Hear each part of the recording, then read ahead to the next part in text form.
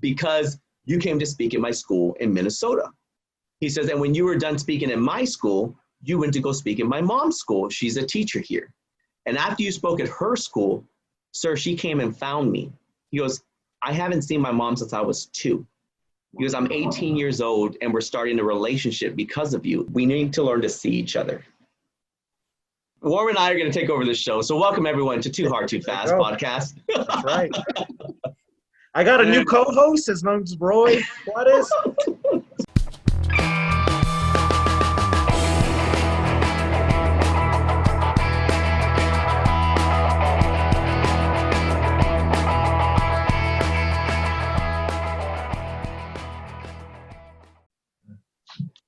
Hey, going back to you traveling around the world, if you ever need a place to stay too, or you want to come to West Texas, man, you're more than welcome. Yeah, I know, Odessa.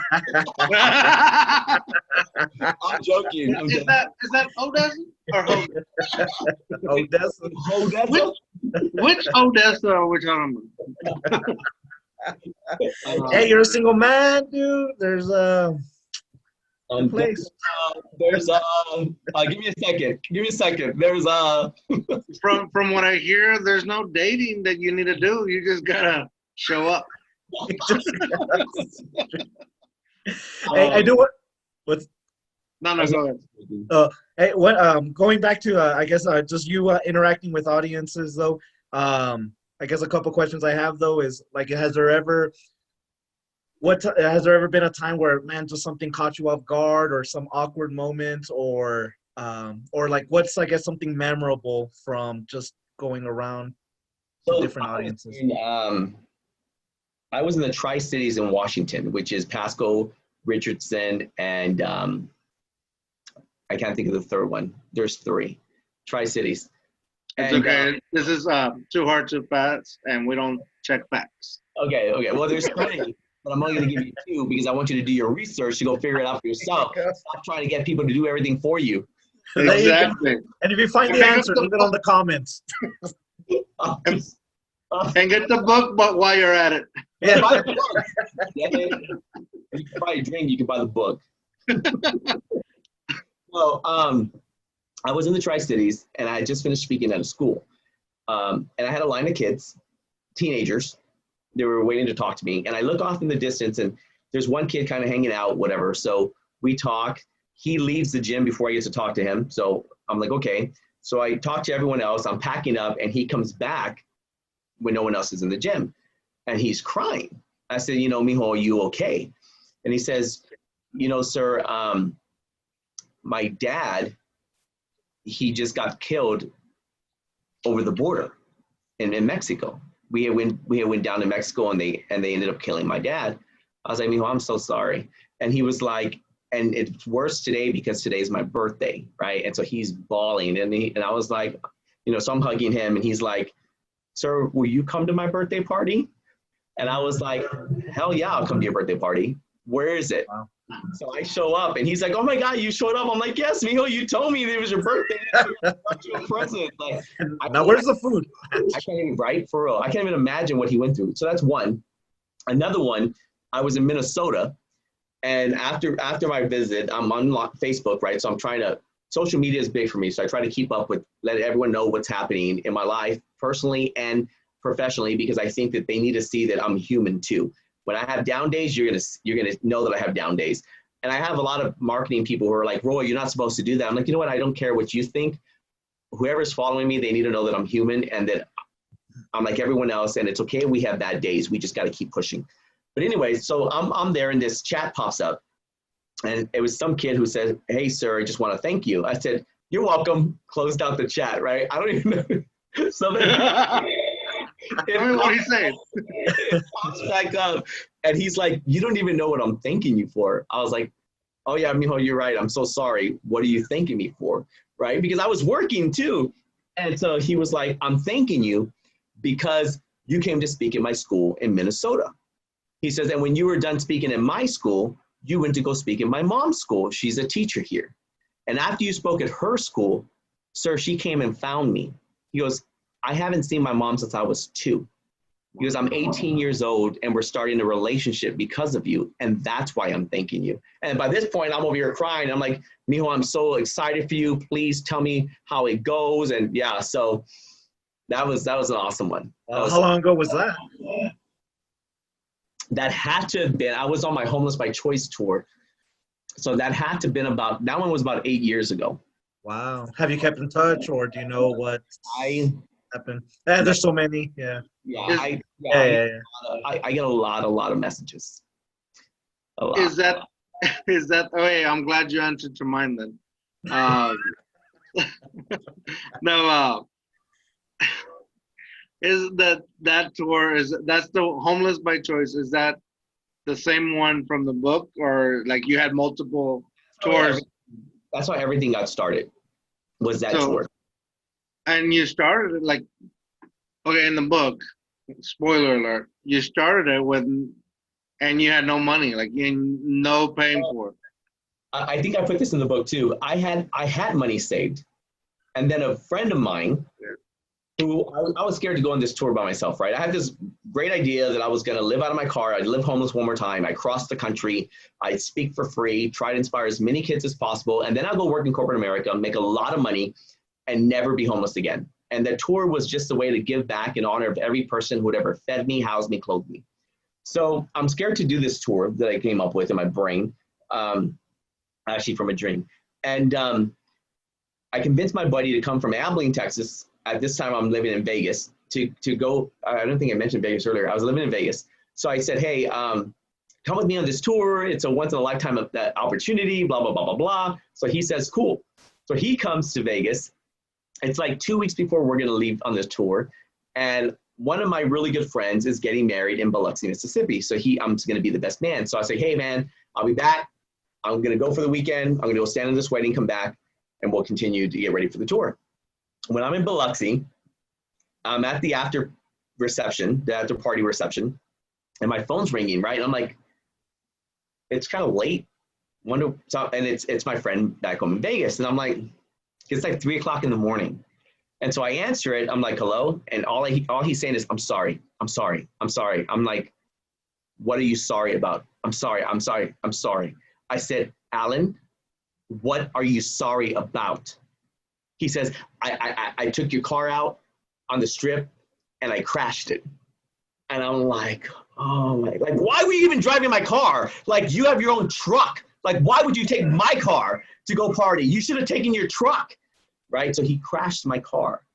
So the money I had saved for this tour went to fix my car before we even took off on this tour. So we had nothing in the bank account for the tour. Yeah, when I was reading that part in the book, I was like, no, come on, for real? Some of the worst rainstorms in LA history. I know, when does it rain in LA? Like the trunk was broken in and I couldn't get that fixed until like 2 weeks later when we were going to be passing through Vegas on the tour, that I can get it fixed then. So in the rains, everything in the trunk was drenched. It was. So here's one thing I wanted to ask, and this is more outside your life. This is more like us right here, like the podcast, social media stuff. Like, people may not want to hear this, and it's okay. We're gonna go back to your story.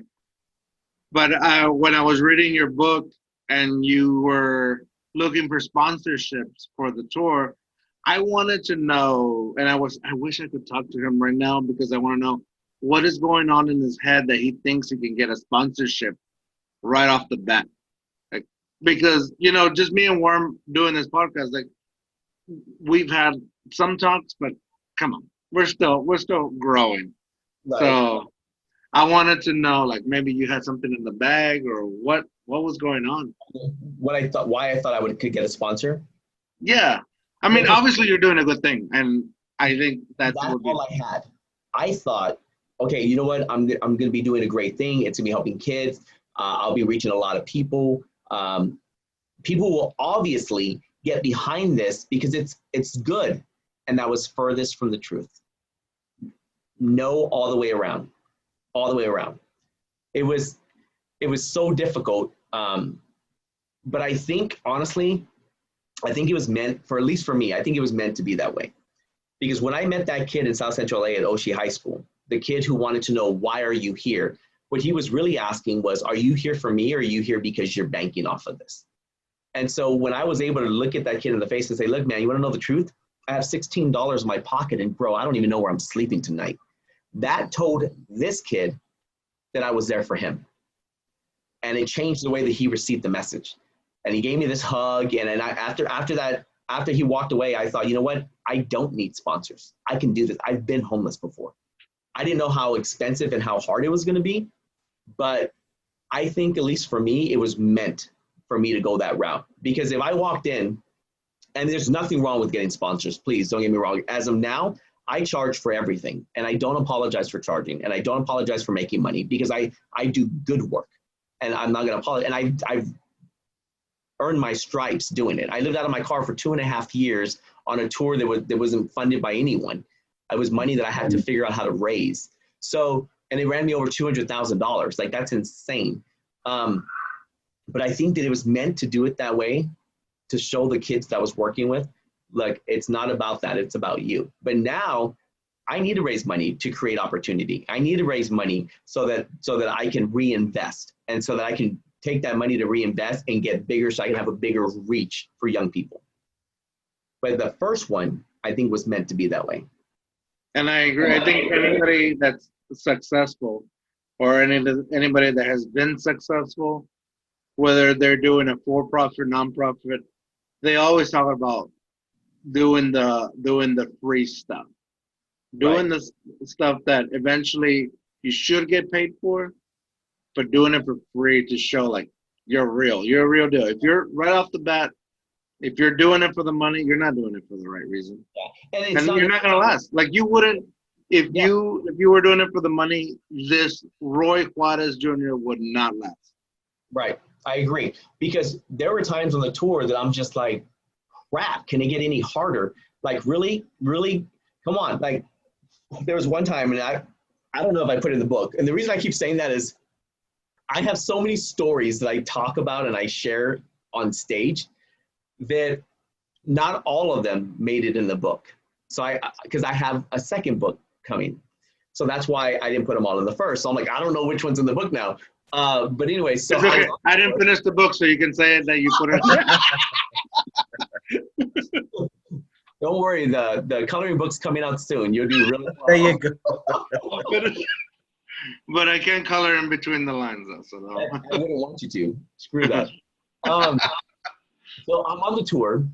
I make it to San Antonio.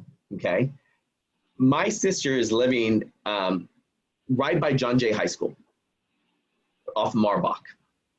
And so I pull in, I'm super tired. Marbach haircut or what? I'm super tired, whatever, right?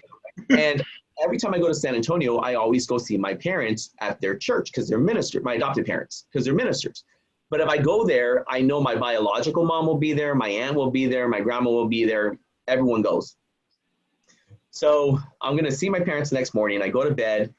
I wake up because my sister comes in the room and she goes, hey, Roy, she goes, did your car have a radio?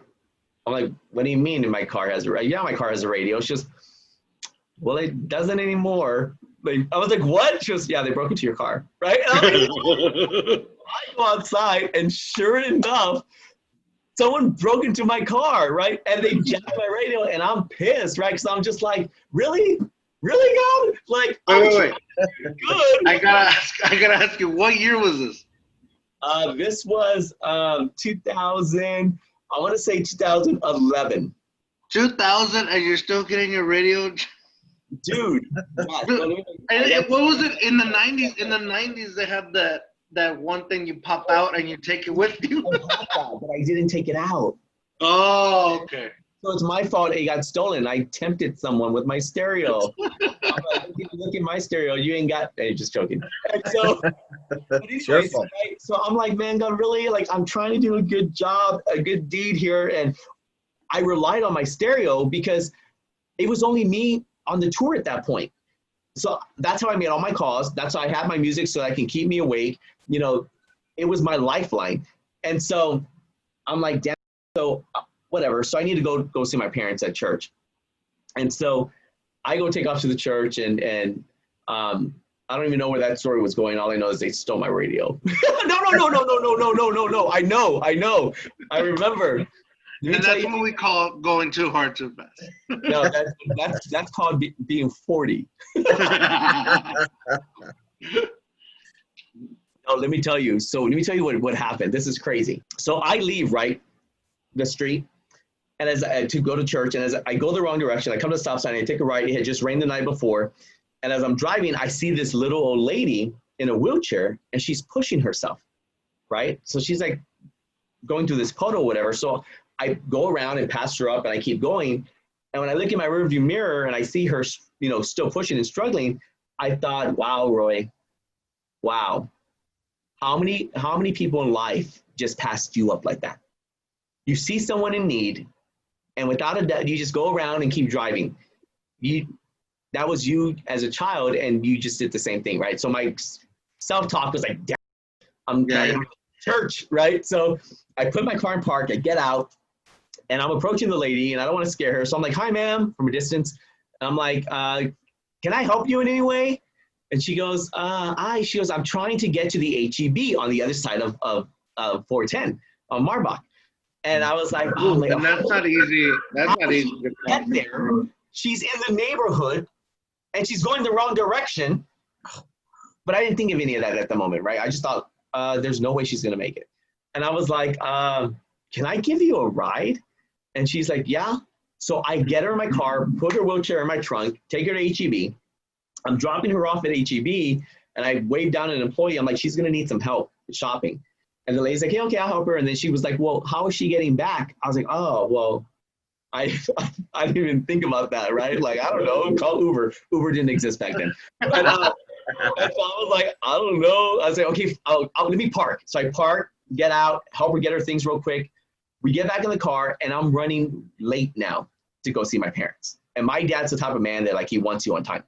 And so I look over and I said, Miss Sanchez, because I've learned her name by now.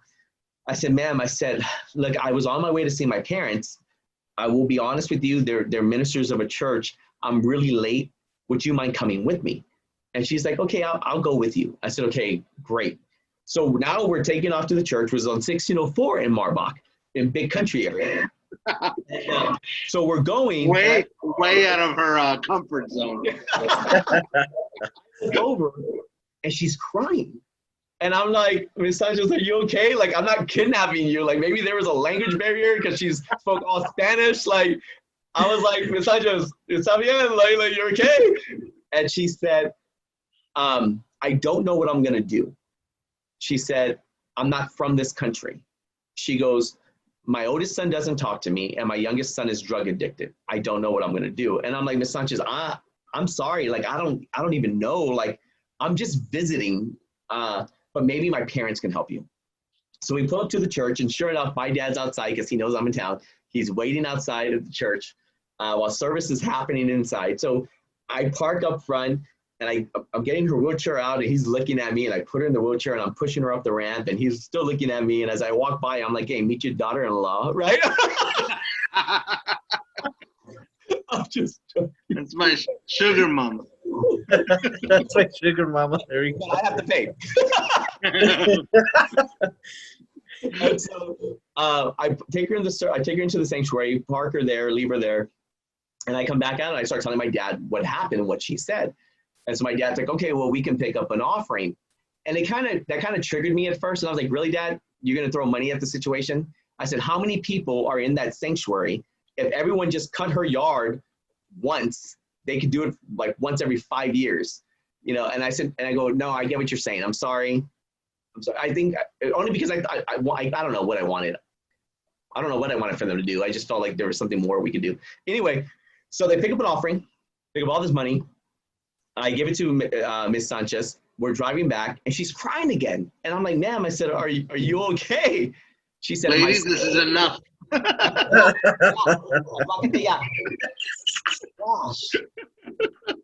You want the chancla? You want the chancla? You want to cry? I'll give you something to cry for. Yeah. No, I don't want to say it. I don't want to say it, but it's like, you want something to cry about? Promoting abuse. I am simply reliving things that were said to me as a child. Okay. I'm not promoting abuse. Okay. And we all had that, abuela. Yeah. You want to cry? I'll give you something to cry for. No te he pegado. ¿Para qué estás llorando? Why are you crying? Oh, man. So I'm like, why are you crying? Like, for real though, why are you crying? And so, oh my gosh. And All right, so all right. Let's be serious. Okay, sorry. So she says, if my son's home, will you talk to him? I said, I would love to talk to your son. She goes, but you need to understand something. She goes, I was never there for him. I said, Miss Sanchez, we all make mistakes. She goes, you don't get it. She goes, I wasn't there for him. I wasn't a good mom. And so we drove the rest of the way in silence, right? So sure enough, we pull up. Her sidewalk is all kind of cracked and broken. So I'm kind of pulling her up to her door, and then there's like a step. So I have to pull her up and into the house, right? And I'm making all this noise, right? Because, she wasn't the smallest, so I'm like, right? And so, and she's like, wait here. So she rolls herself to the hallway and she starts yelling, Jose, which is her son. Well, I know her older son doesn't talk to her. I know her younger son is drug addicted. And so I'm just like, oh, crap. So I'm standing in the door frame with 1 foot in the house, 1 foot outside the house. My car is right there because I'm just like, I don't know this woman. I don't know her son. And I'm just like chilling, like, crap, what's gonna happen? So her son comes out from around the corner. He's shirtless, fully tatted, even in his face, right? So I'm like, and so he was like, what's up? I was like, hey, what's up, man? Right? Like, dropped my voice and everything. And, I was like, what's up, man? He's like, so thanks for taking care of my mom. I'm like, yeah, bro, no problem. And I took her to church, took her to eat, bring her home. He's like, yeah, thanks. And then his mom goes, I know. I want you to talk to him about the drugs, right? And I was just like, oh. So I was like, hey, bro, you know what? What you do is your business. I said, well, let me tell you what I do. So I started to tell him, I'm currently on this Homeless by Choice tour. And I started telling him real quick about my life and the tour and what I'm trying to do. And he kind of seemed like annoyed and a little angry. And he was like, you want to know something? He goes, these people, and he's pointing to his mom, he goes, were never here for me. He goes, as a matter of fact, he goes, when I was 3, my dad put diesel in the bottle, but it didn't kill me. He goes, and that woman, she has never been here for me. And he goes, yeah. He goes, so I break into cars to make money. And at that moment, I was like, you mother. I was like, on your radio? I was like, because my car was broken into the night before. Oh, yes, that was your radio? Where I'm standing. And so for him to say, so I break into cars to make money. I was like, it was you. It was you, right? But then I'm like, Roy, there's a bigger reason for this. Bigger reason. No. Give me my radio back right now. So I could go. I need it. I need to listen to my Ed Sheeran right now. But I was like, what are the odds, right? I can't say that it was him, but why would you say that? Oh, yeah, it's just a weird coincidence. Money. When I'm standing in the door frame talking to you and my car's right behind me and you say that and my car was broken into the night before. So then I was like, you know what, man? I said, I hear you. I said, I get it. I said, let me ask you a question. I said, maybe they sucked as parents. I said, I get that. I said, then my question is, why are you giving them your future too? Why, Jose? And then it changed. And he was like, can I tell you something? I say, anything, man. He says, I'm out on bond. He goes, I face murder charges in 2 weeks. I said, bro, I don't even want to know if you did it. All I know is I'm trying to tell you is that you need to stop giving people your future. I said, if they suck their parents, don't give them your future. That's what I'm talking about when I say that we're puppets in other people's brokenness. If we don't take the time to figure out who we are, where we want to go in life, and adopt those core set of values that we apply to every situation, so that we can be who we want to be, not what someone else has created us to be. So I said, you know what? I don't even want your number, man. I said, I'm going to give you my number. I said, because if you want help, then you'll reach out to me, not the other way around. Never heard from him again. I have no idea what happened to him. I have no idea what happened to Ms. Sanchez. The next time I came to San Antonio, I went by that place. It was empty. You didn't get your radio back? Never got my radio back. You didn't ask him, like, hey, were you the one that did this? Nah. Oh man, you could always trust Worm to break that seriousness. Dude, but for real though, like really? And but you know, that's what I'm saying. Like, if I would have gotten stuck on why something happened, I might have missed an opportunity. If I would have gotten stuck in that moment. You know, I knew that I was going to be able to make money to get another radio. I could get 10 radios, you know. I only get one chance with him. One. Yeah. And I don't want to waste it. So. I mean, the good part is you don't know what impact you might have had. He might have not reached out, but I mean, hopefully. And we all play a role. We all play a role in someone's development. Like, he might have heard that, and then wherever he went next, if he's locked up, maybe someone else is going to pick up or on the same message where I left off. Who knows? You just planted the seed. Yeah. Just planted the seed. Don't give them your future. Oh, there it is. Yeah. Well, and there you go. You have to go buy this book. Well, George, you can just skip chapter 9 now. I'm not gonna skip any chapters. I promise. Hey, you know what? Let's just do your audiobook right here. I'm Too Hard, Too Fast. Let's start with chapter 1. Let's do it. We'll do the speed version though. Yeah. I don't know if we're done. Are we done? I don't want to be done. It's up to you. I'm enjoying this conversation. I almost want to say that you're my favorite. No, I'm just kidding. I'm not going there again. Yeah, he says that to all of them. He says that to every guest. They've all heard that. But you really are.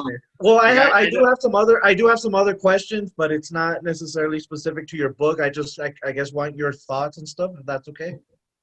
Sure. All right. So, I mean, and I don't know how much you look into this. I don't know where this is going, Roy. I mean, this could go real weird, real quick. But you know what? Worm does have the best questions. All right. All right, let's hear. He says that about every question I ask. Keep digging that ditch, man. I can't get out of it. Well, but no. And it's just in regards to homelessness. I guess kind of looking into like policies and our government and stuff. Is there, I mean, if you feel comfortable addressing or speaking your mind on this, like, is there any cities that you feel like, man, they're doing the worst job when it comes to homelessness? And then is there some cities where you could say, man, they're doing the best job to address homelessness? And then maybe it may not be maybe the city government or the state government. It could be nonprofits or even churches or shelters. What I would say is, in terms of homelessness, what many people don't realize is that there's many levels to homelessness. So you have like the street person, you have a couch surfer, you have someone who bounces from hotels to hotels to hotels.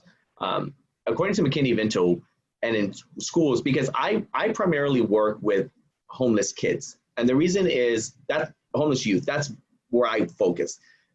There are so many variables when it comes to adult homelessness that before you keep going, I'm sorry, I don't want to cut you off, but just for anyone that is listening, the McKinney-Vento is a term that's used for students that are considered homelessness. For anybody that doesn't know, I know that because I am a teacher and I deal with that, but I just want to let people know what that means, because even people who are working at schools don't even know what that means. Yeah, very quick. Think they have homeless. That's the crazy thing. I've been in some districts, they're like, well, we don't really have a problem with homelessness here. I'm like, yeah, you don't know what you're talking about. Exactly. So I didn't mean to cut you off, and I just wanted to make sure people knew. George, I'm getting used to it. George doesn't. Sorry. I don't know how you've been married so long. Yeah, I don't even. I'm real lucky. I'm just joking. She learned how to deal with my issues. So, She's a good woman. That's for that's sure. awesome. That's awesome. So there's many. I focus on youth homelessness because for me, adult homelessness, there's so many different layers from mental illness to addiction that I think that I can serve the best when it comes to youth, because more times than not, it's not a choice. It was a choice made for them by someone else. And so that's where I focus. And so when I focus on that, there is the couch surfer, and that's mainly where I lived in my homelessness, was a couch surfer, someone who moves from couch to couch to couch to couch. You have the families that are doubled up, is considered homeless. You have any kid that's displaced, that's not with their set parents or guardian, and they're constantly moving. So like even if they're living with grandma for a little bit, then they go to tias, their aunt. I couldn't translate tia in my brain so fast. I was like, tia, what is that? Tia. They go with their aunt. In my head, I was like, I know what he's talking about, because that's how we are. And so that would all be categorized as homeless. Now, I've seen some amazing things out there, great programs. I think of Vegas, and I think of Project 150. They're doing a lot of great work for homeless youth.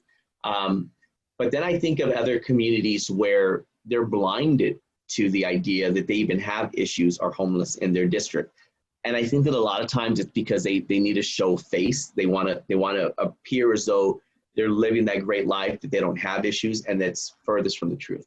In 2010, excuse me, when I started the Homeless by Choice tour, there was an estimated 1.6 million homeless kids in this nation. Right before the pandemic, there was an estimated 2.5 million. We went the complete opposite direction, 2.5 million.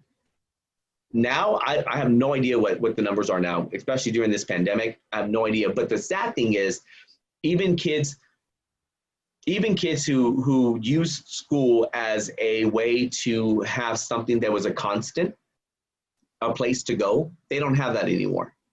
A place to eat, they don't have that anymore. And then I think about the kids who have a house, but they don't have a home. So technically they're homeless too. So it's just how you want to break this up.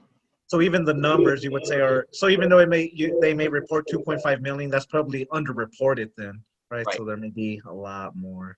Back in right in 2010, roughly around that time frame, in Houston ISD, I remember, or maybe a little before that, there was the homeless liaison, Dr. Messiah, and he had said, we have 4,000 homeless kids here in Houston, in the Houston ISD.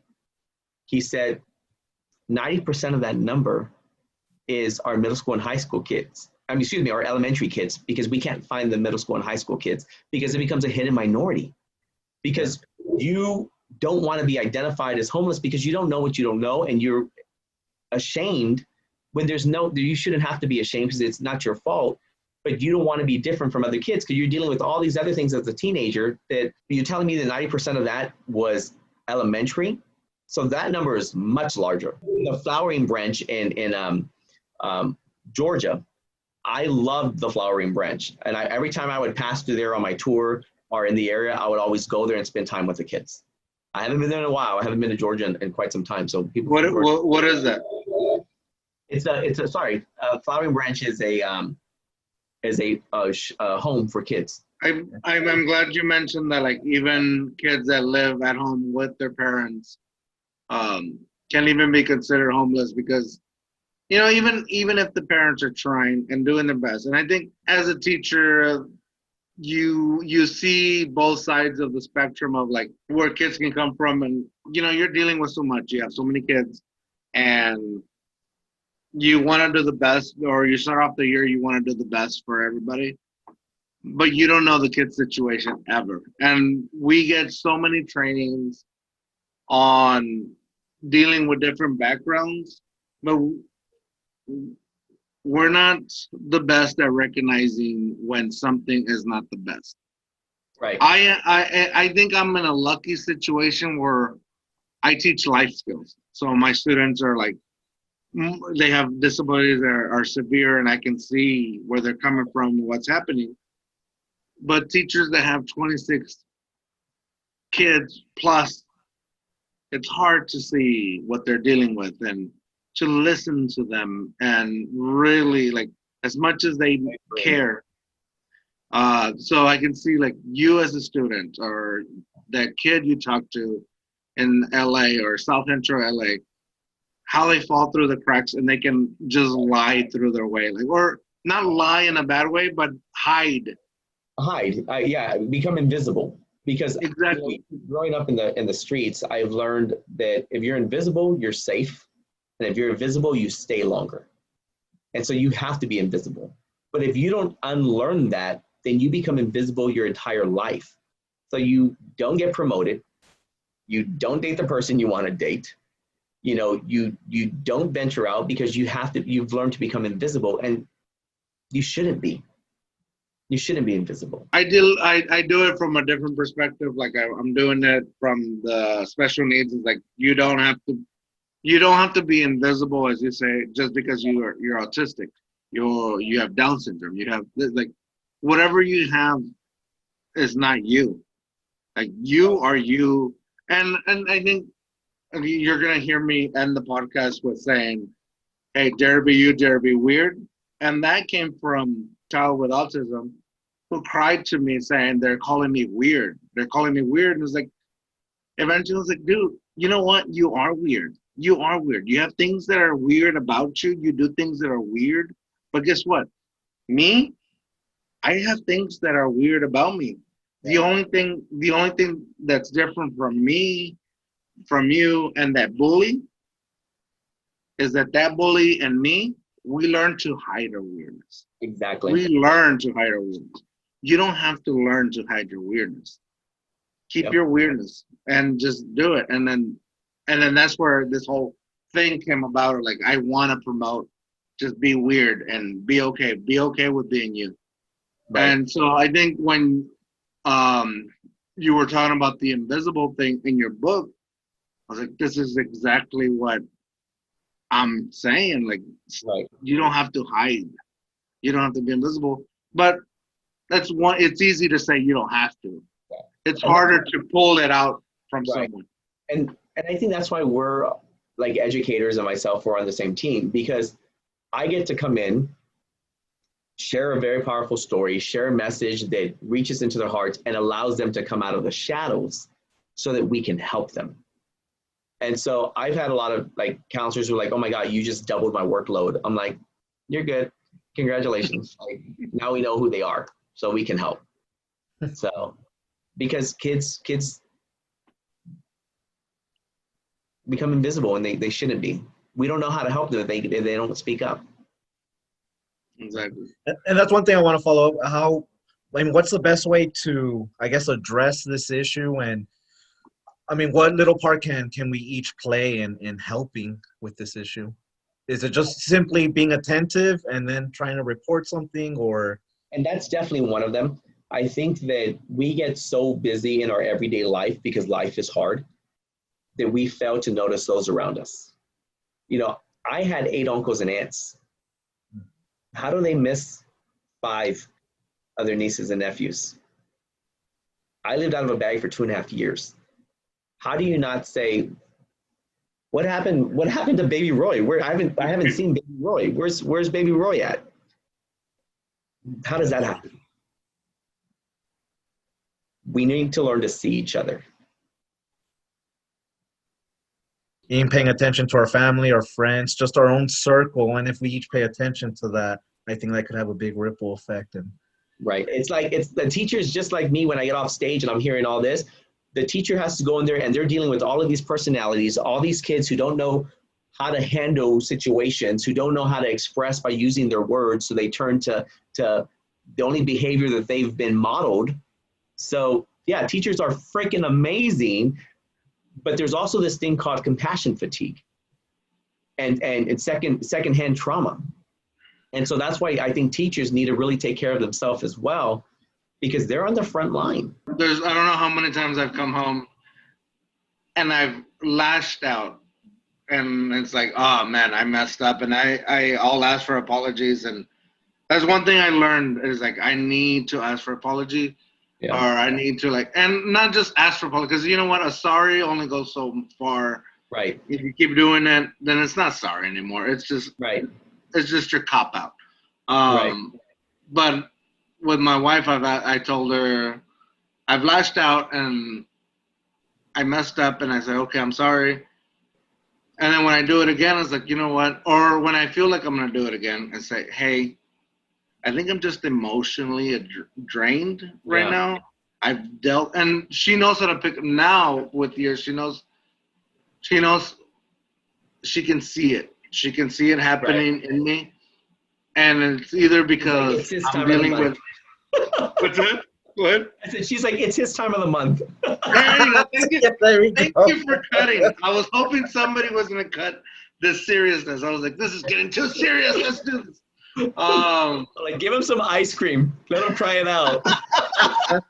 Some chocolate, por favor. But also, oh no, she'll know. She'll know. It's like, and I go, I'm emotionally drained. Like I've dealt with this student who's dealing with so much or abuse, whatever. I was like, I can't deal with it. Like, there's no way I know I'm sending this kid back home. That Right. and at the same time, I don't know if it is or not. Like, I can only do so much reporting and all that. Right. Or, And then there's also this, like, am I supposed to do I report this? You know, like, and I know that as mandate reporters, like, there are certain things that you do report, but then it's like, am I looking into this too much? Am I not? You know, there's that fear because it's like they could have good parents, and I could be reporting them, and then I could just be messing them up. Not only that, but you can make it worse, and that's what's scary. Reporting it and nothing happens, and now the kid really gets it because you spoke up. Like, it's just like, damned if you do and damned if you don't. Exactly. Hey man, do you have a too hard, too fast memory that you want to share with us or story? Oh my God. His manager would not let him share that. It doesn't have to be about drinking. It could be about anything. Too hard, too fast. I'm trying to think. But you know what? I do share, like, in my presentations of things that I grew up as a homeless kid, so Roy, we get it, Roy. You have a book. I grew up as a homeless kid. Like, I'm not trying to plug, but I mean, it's just a little warm up in here. Yeah, I mean, it's like even a second one, but like. Hey, tell us about what's the second one? Let the It's people called know. 4 Steps to Not Allowing the Pandemic to Affect Your Home. Emotionally and mentally. So it's co-authored with my mentor. And so I have that one. When is that going to come out, or is it out already? This one right now is online. I am working with a formatter so that I can make sure that all of this is correct and stuff so that it can come out as well in actual print. And in about 2 months, I have my children's book that's coming out. So. What kind of children? It's like, it pops up and it's like, you pull this and you see me running and you pull the other one and my dad's chasing me. Oh! Bad joke. Dad, I love you, Dad. I'm joking. Should we cut that out or just leave it? No, leave it. He Knows Too hard, too fast, right there. Like, he knows what I do. I love my dad. He's a good man. He was broken. He's still broken, and it's okay. I love you anyway. So you're hardcore in contact with him still? Hardcore. Are you like? We don't have like a close relationship like the way that my mother and I have, my biological mom. We're extremely close. I'll call her every week for sure. I'll call my mom. My dad and I will talk maybe like once every 2 months. Okay. So my mom really like texted me like 3 times during this podcast. That's hilarious. No, like, what are you doing? It was like, me and my mom are very close. Right, Mom? I just like, oh, come here. No. So like, I do love him. I love him very much. Matter of fact, what's crazy is that my aunt, my dad's sister, she called me one day. I hadn't talked to my aunt in a long time. And she goes, "Baby Roy?" I'm like, "Yeah, Thea, Andrea?"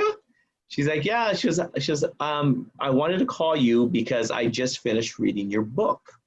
I said, "Oh," I said, I hope you enjoy it. She goes, "I'll be honest, it's not what I thought it was going to be."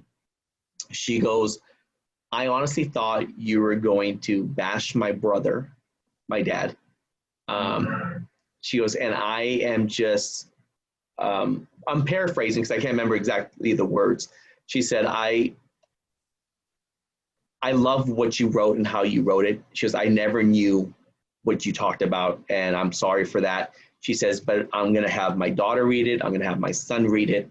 She said, and I just want to say that, you know, I'm sorry for thinking any other way, but it was not what I expected. Because it's not about that. Like, and that's another thing is we assume way too much on what we think the other person thinks or how they're going to respond without ever truly knowing, and we miss opportunities because of that, because of our assumptions.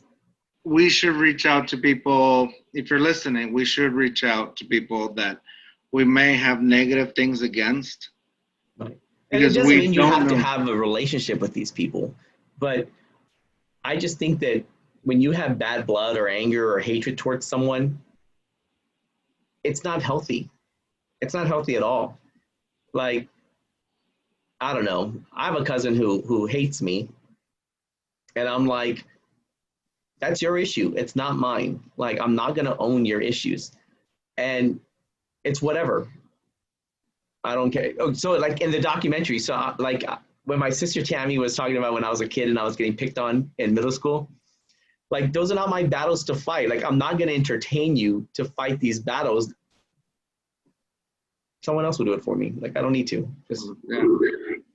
Not and it could be I, for an array of things. It could be for the fact that I remind you of something, or like, for example, when my adopted dad, when I was in high school, when I moved in with the ministers who took me in, I was a third-year freshman, right? So I dropped out of high school. So in order to live with them, I had to go back to school. Whenever my adopted mom would drive me to school, her and I would have a conversation the entire way to school. If my adopted dad drove me, I just stared out the window. He did nothing to me, but he was a man, and he reminded me of my father. So I was taking it out on him, and he did nothing to me. And so people are going to dislike. We're not perfect. I've made a ton of mistakes, and I've let people down. I've hurt people. I apologize, but I'm not going to apologize over and over and over again, because I apologized to you once. If you accept it, great. If you don't accept it, then that's on you, because I'm going to keep moving forward, and I'm going to work at being a better person. And with that said, Roy, I love your story. I love everything that you're about. And I'm not even just saying that. I know from your story, you don't believe that. But I honestly do. I think you've touched me in a way. Hey, I'm being sincere. Like, I'm 100%. You have touched me in a way. Let's elaborate on that. How you doing? You have made an impact in a way in my life. Much better way to say it. Yeah, there you go. So, you know, I went too hard too fast with that statement, and I regret it, but I don't at the same time. So with that said, Roy, I appreciate you coming on this podcast. We would love to have you back on at any time. Hey, you got a second book coming back on. Let's talk about it. I won't read it because I read slow. You have a third book. You have something else. Anything. You want to talk about anything, we want you back on here. Awesome. Yeah, definitely. Thank you. And we hope that you want to come back on. Do I have to respond? I was awesome. I had a great time. We can definitely do this again. Perfect. Awesome. Hey, man. No, for real. I'm going to keep following you. This is awesome. I hope somebody got something from this that they can take on and even take further, maybe reach out to you or just read your book. Like, I really think I didn't even get through this whole book and it already made an impact in me. I really appreciate it. Like, I don't know what to say that will make more of an impact than I really appreciate you being on here. I appreciate you telling your story. That's it. Thank you. I truly appreciate that. When you get to the other parts of the book and you'll know what I'm talking about, let me know. Let me know what you're. Hey, I'm going to reach out to you. I feel like I was bothering you every time I messaged you, but if you think I was bothering you, I'm going to keep bothering you. Hey, Roy, where do you want people to buy the book? Does it matter? Do you have your own website? Sorry, Worm. I wasn't even thinking of that. No, I need to buy the book, man. Do you care? Amazon? Does it matter? You said can go to homeless by choice.com? My website would be best. You can go to homelessbychoice.com and just click on the story. It'll take you straight there. Homelessbychoice.com. Yeah, so I'm pretty excited about it. And I got to finish writing the next one. And you'll see what I'm talking about when you get to the end of the book, why I say that. So. Where can somebody follow you? What's your socials? All my social media is my name. So if you're looking on Instagram, it's Roy Juarez Jr. Facebook, Roy Juarez Jr. Twitter, Roy Juarez Jr. Everything is at Roy Juarez Jr. ROYJUAREZJR. We'll put it. Hey, I was born and raised in El Paso. Juarez is right there, man. That's right. Yeah. Hey, we'll put it on here. Where that high tech, we'll put the names on. With that said, another podcast down the drain. Remember, dare to be you, dare to be weird. Worm, what are you gonna say? Screw the pandemic. 4 steps not to allow the pandemic to affect your home. Go get the book. That's right. Well, Right. That one's on Amazon. You can find that one on Amazon. Amazon. There you go. Screw the pandemic. That's right. All right. Well, another podcast down the drain. Bye.